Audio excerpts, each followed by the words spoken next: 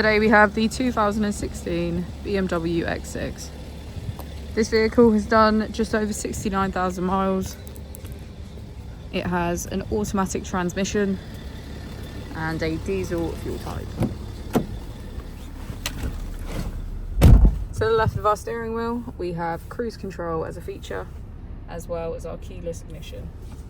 On the right, we have voice control, automatic wipers, and automatic headlights.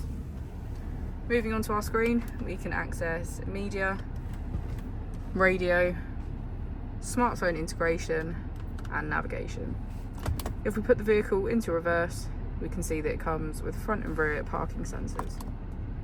Just below, we have our dual zone climate control with heated seats on either side.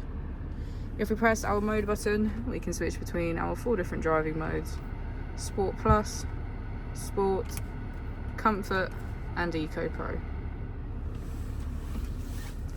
As we go into the back of the vehicle, we can see that it has a full leather black interior.